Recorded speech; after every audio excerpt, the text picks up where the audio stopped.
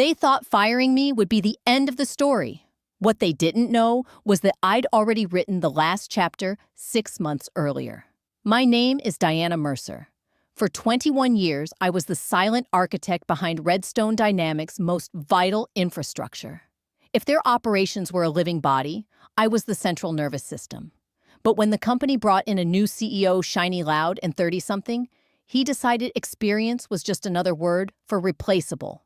Yeah.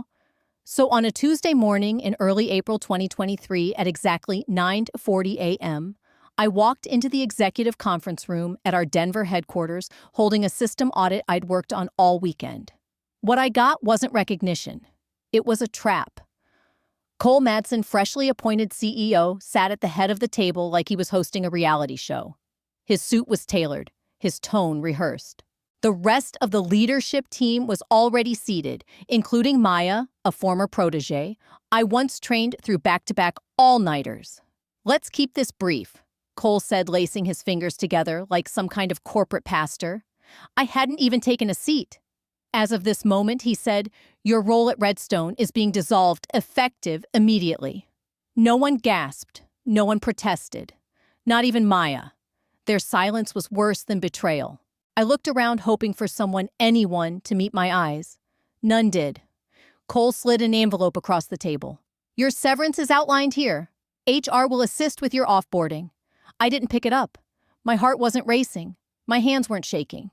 Because I wasn't surprised. That date that time, 9:40 a.m. on a Tuesday, had been coded into Hermes, my private contingency system, months ago. If my credentials were revoked under hostile terms, Hermes would start freezing Redstone's operational backbone piece by invisible piece. They thought they were erasing a salary line. They were severing the spine of their company. I laid my security badge gently in the center of the table. Locked eyes with Cole. Understood. Then I walked past Maya, past the men who once applauded my designs, and out the door without a word. Only when the elevator doors closed behind me did I let the corners of my mouth turn upward, not in joy, but in certainty. The countdown had begun. Because this wasn't a meltdown. This was protocol. Back when Redstone was a failing logistics platform in 2002, I was brought on as a contractor to patch their mess. Instead, I built something better, a shadow relay system that validated, redirected, and silently safeguarded every vital function. I named it Hermes. I owned it. I controlled it. They never understood what it did. They just knew it never failed. Until now. It became the invisible spine of our operations. Even Maya, who once shadowed me for nearly a year, never asked about the silent alerts that only I received. And when Cole Madsen took the CEO seat, I saw the signs.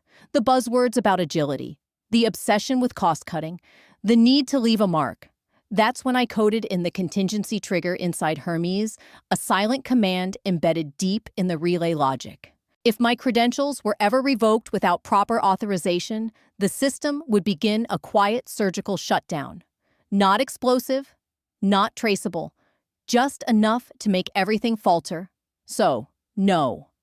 I wasn't scared when Cole smirked at me across the polished table, thinking he'd erased a line item. He didn't realize he'd just unplugged the machine keeping Redstone alive. When the elevator doors opened, I walked calmly past the front desk, no glance, no farewell. Out into the crisp Denver air, I pulled out my phone not to call anyone, but to open the Hermes log dashboard. And there it was. Activity detected, protocol initiated. 2 days later, HR sent me an email. A transition notice. Polished, non-confrontational language designed to sound like opportunity. Effective. Immediately, your role is redefined as technical advisor under the CTO's discretion. No office, no team. A shared desk tucked between abandoned filing cabinets on the second floor. No wired access. No nameplate.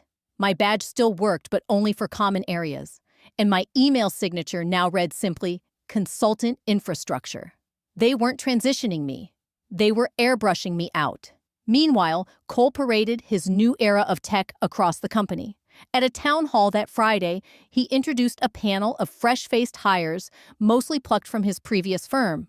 They wore minimal colors and repeated buzzwords like cloud-native mindset and digital-first disruption with rehearsed enthusiasm. To the investors, they looked modern. To me, they looked like a budget mistake waiting to mature. That Monday, I found one of them, Logan, no older than 27, poking around in the server staging room, tablet in hand. "Hey, you're Diane, right?" he asked, spinning the tablet toward me. "Can we archive this cluster? It hasn't been touched in 8 months." My stomach turned.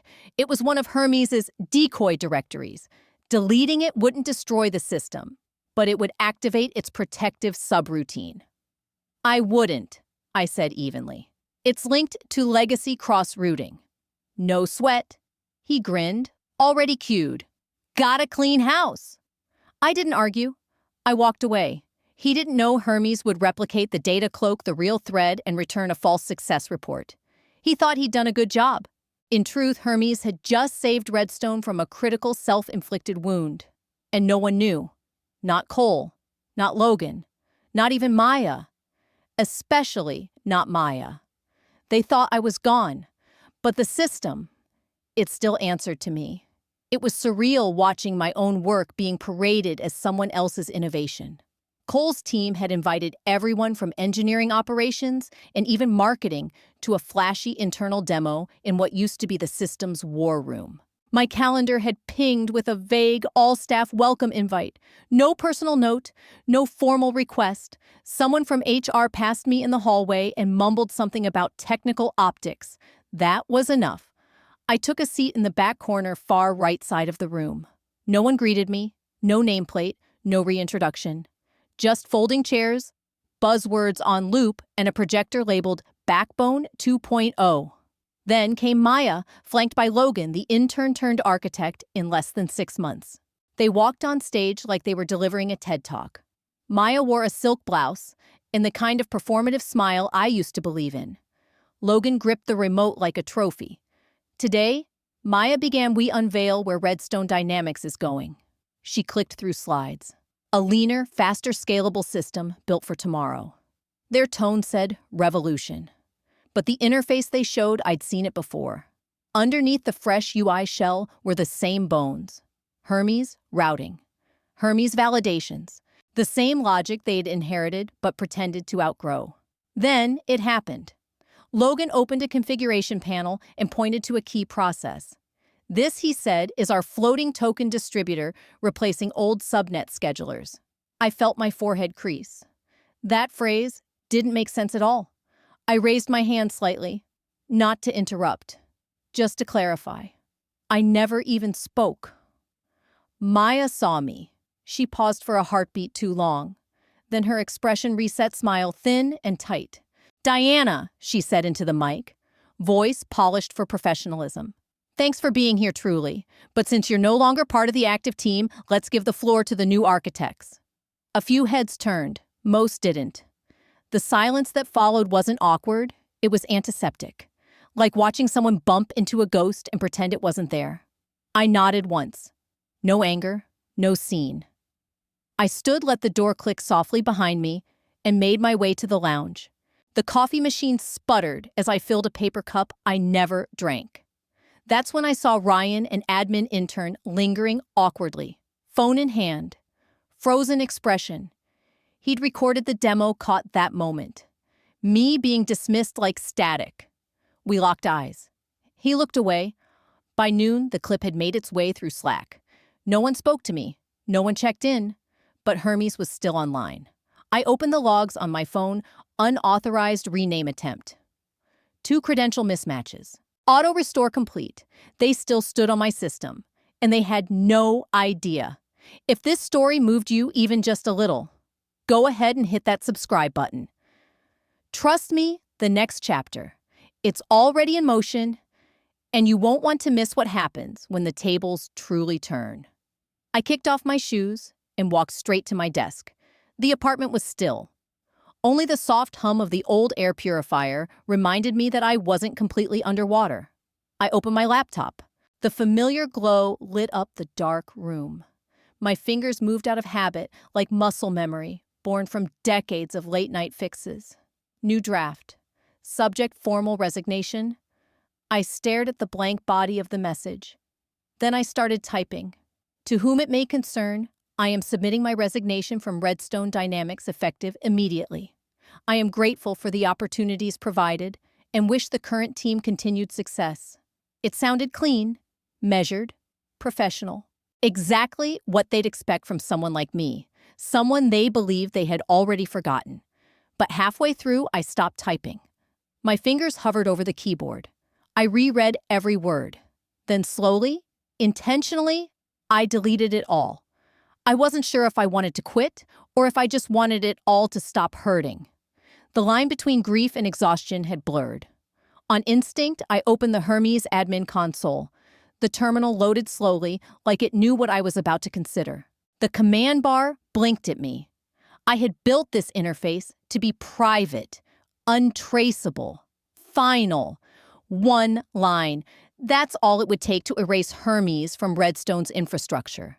Every shadow process, every routing thread, every protective layer that kept their fragile empire from falling apart. No more safety net. No more quiet defense. But my hands refused to move. If I did it, people would suffer.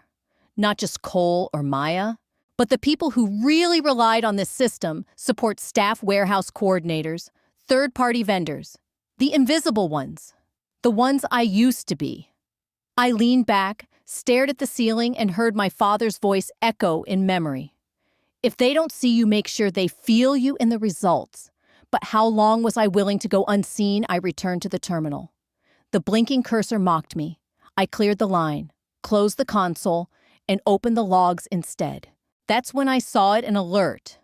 Unauthorized access. 8:14 p.m. Origin Internal Network. Redstone HQ. I clicked into the log. Someone had attempted a root restructure request on Hermes. It wasn't maintenance. It was a takeover attempt. Hermes had blocked it automatically, but the IP was masked. Sloppy. Ambitious. I traced it manually. Took me less than 30 seconds. The source, mreevesardstonedyne.com, Maya. I didn't curse. I didn't even blink. She wasn't just sitting in my old chair. She was trying to rewrite the system under her own name. 3 years ago, I'd taken the fall for her mistake. I protected her. Now she wanted my legacy. Silently. I didn't send the resignation. I didn't send a warning. Instead, I opened a secondary terminal and typed Activate Watch Mode. Log all unauthorized events. Shadow channel only. Hermes returned monitoring initiated. Then I closed the laptop and let the silence settle, this time, not empty. This time, it felt like ammo. When I arrived at Redstone's downtown Denver office that afternoon, the lobby lights felt brighter than usual, like the building was trying too hard to seem unbothered. The receptionist didn't even glance up. I gave my name. Moments later, a young man in a navy blazer appeared. Ms. Mercer. I'm Caleb from security. I'll escort you upstairs. We stepped into the elevator. Neither of us spoke. I caught his reflection in the brushed steel doors. Awkward posture, polite expression, maybe even a flicker of guilt. I didn't say a word. The third floor looked smaller somehow. Or maybe I just stopped thinking of it as mine. The cubicles had been rearranged, their color-coded workflows replaced by sleek touchscreens showing canned dashboards no one needed. My former office had a new name on the door. The blinds were half drawn. A medium-sized cardboard box sat on the side desk, carefully taped shut like I'd been pre-packed before they even told me I was leaving. No one was there to greet me. No one said goodbye. Caleb waited by the door. I walked in slowly. Inside the box were the usual ghosts. My Denver skyline mug, a few well-worn notebooks, a framed photo of me and my dad on graduation day, and a flash drive on a leather strap I hadn't seen in years.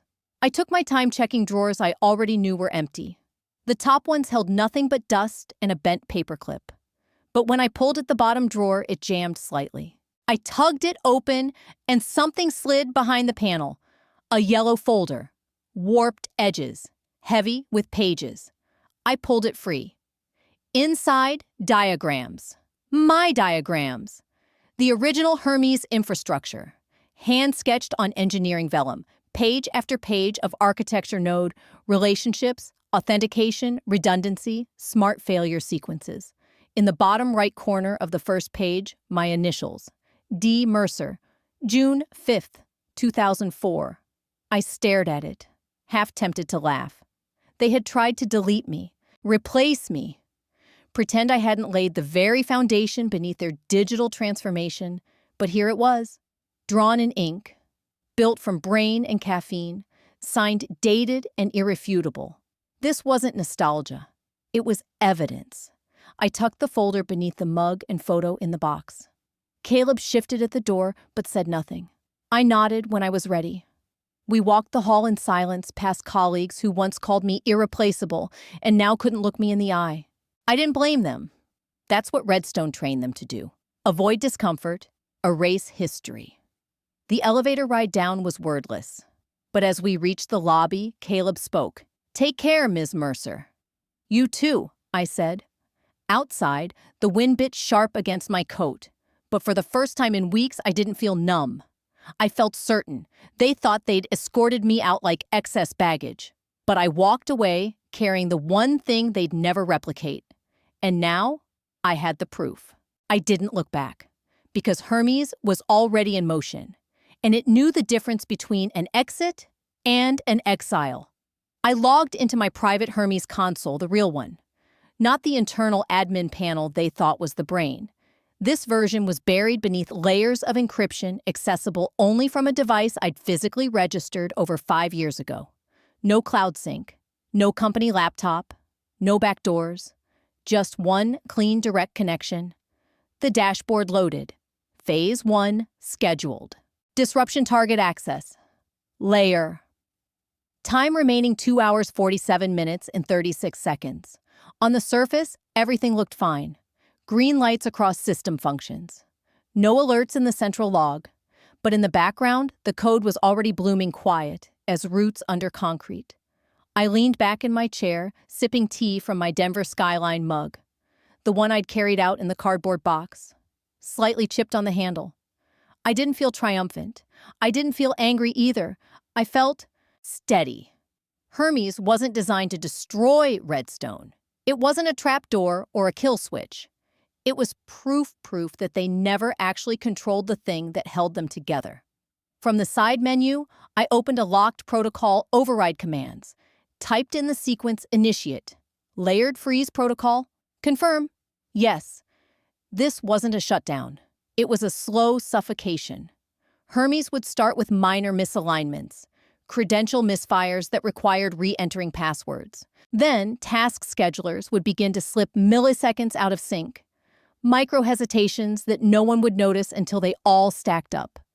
Email queues would stall, dashboards would half-load, approval tools would freeze at confirmation screens, and every glitch would feel isolated, coincidental, untraceable. To the teams inside Redstone, it would feel like fatigue, like the system was just tired. I switched over to the live monitor. Hermes was already picking up low-level disruptions. 8:42 p.m., payroll API delay. 8:56 p.m., login loop on a regional manager's credentials. 9:01 p.m., financial record desync. Invoices misaligned. Nothing major, nothing they'd report to the board. And that was the point. I wasn't there to crash the system. Not yet. I was there to remind them what it felt like to be uncertain in a machine they no longer understood. Across the room, the yellow folder I'd recovered sat half open in the box.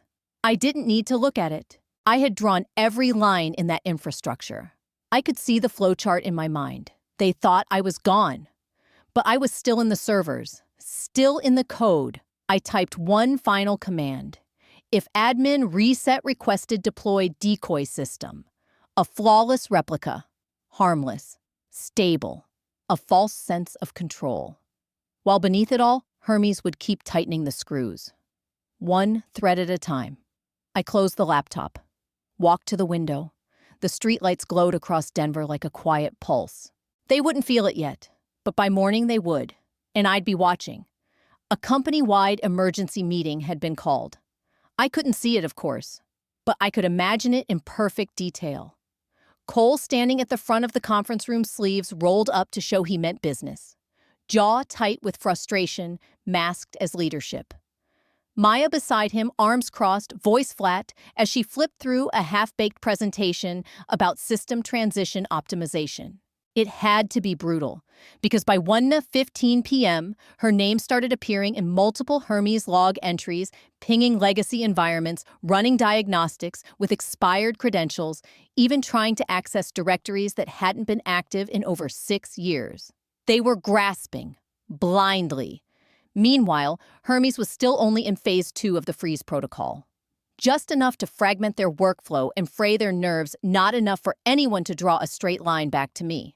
But then something happened I didn't expect. At 3:04 p.m., one of their junior engineers, Ethan Morales, logged into a diagnostic shell and triggered something most wouldn't have even seen. He'd run a deep trace on the CRM pipeline and flagged a non-indexed relay command embedded deep in the transaction buffer, a relic I'd buried years ago. The command had a name, hermes.proxy root.log. It should have stayed invisible, but Ethan was persistent. He tried to open the log. Hermes rejected the attempt. He tried again, this time using a limited access override. Hermes didn't block him immediately. Instead, it issued a system prompt, secure biometric credential required. Voice signature mismatch. He probably thought it was a leftover test artifact, maybe even a glitch. Then he checked the ownership metadata. And there it was. Credential owner D. Mercer archived. My hand stayed steady on the keyboard even as the alert flashed across my private console. I didn't flinch. I didn't move. I just watched.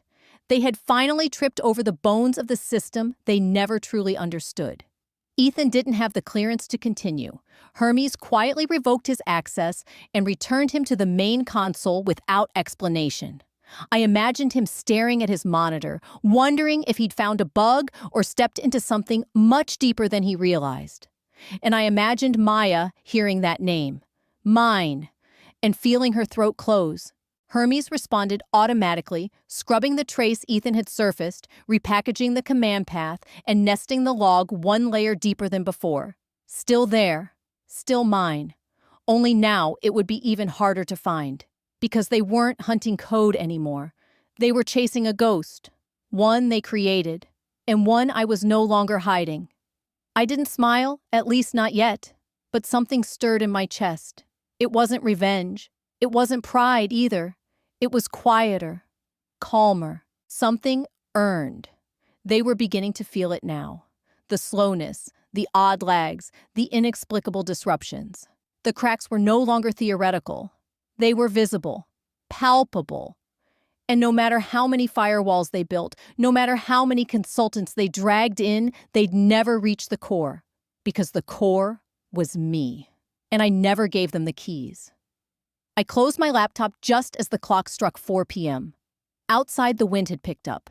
A dry chill drifted through the windows. Another domino had fallen, and the table was beginning to shake. By morning, the illusion of control had fully collapsed. Redstone systems weren't just buggy anymore, they were breaking. The facade Cole had worked so hard to maintain was unraveling. I could feel it from miles away like static in the air. They'd spent the previous day restarting workstations, blaming outdated drivers, cycling vendors through support calls. But today, they knew it wasn't going away. At 8:20 a.m., I saw confirmation in Hermes' observer log a new set of encrypted IPs had been granted elevated access. Cole had called in outside help. Cybersecurity contractors from a firm in D.C. based on their device metadata. The mission was obvious. Wipe the architecture, reset everything, and reclaim control. But Hermes wasn't a broken laptop. It wasn't something you could just hard reset and rebuild. It had safeguards. And more importantly, it had me. I watched from my private terminal as the outside team began their probe. They started simple, superficial scans, traffic mapping, malware checks. Then they moved deeper. They brushed against Hermes' outer threads. Within 20 minutes, one of the lead engineers, Jared Maddox, spotted something off. a hidden execution thread embedded beneath Redstone's analytics engine. He flagged it for escalation. I could almost see the room. Heads gathered around one screen. Silent, tense. Then came the bypass attempt. Jared wrote a script designed to penetrate nested partitions. The fourth try triggered Hermes' containment response, a soft firewall reroute. A warning, you're too close. But he didn't stop.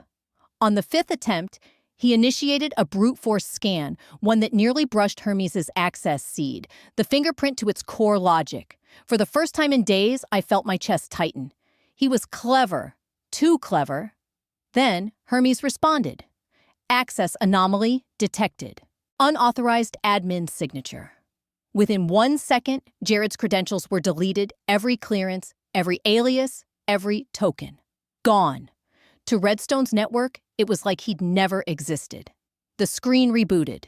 He didn't. I exhaled. It wasn't satisfaction I felt. It was disappointment. For a second, I hoped someone might understand what I built.